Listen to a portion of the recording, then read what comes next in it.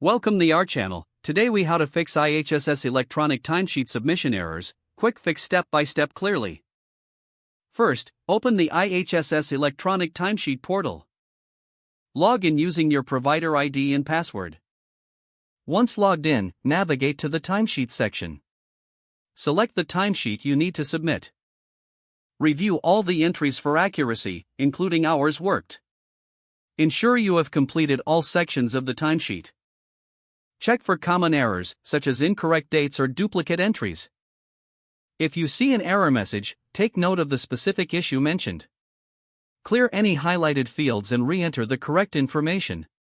Double-check the formatting of entries, especially for hours and minutes.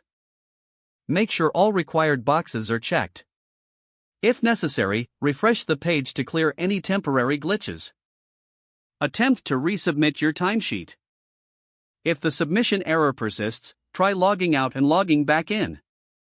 Clear your browser cache and cookies to resolve further issues. If you're using a mobile device, ensure the app is updated to the latest version. After making these adjustments, try submitting your timesheet again. If all else fails, contact IHSS technical support for assistance. Provide them with details of the error message for a quicker resolution. Once your timesheet is successfully submitted, confirm the submission with your email notification. Keep a record of your submission for future reference. If the page does not load, refresh the browser or try again in a private or incognito window.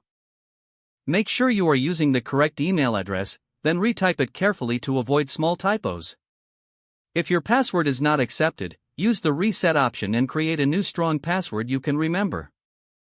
Check your spam folder for verification or security emails, then complete any requested confirmation steps. Enable two-factor authentication if available to improve account security and reduce unauthorized access risk.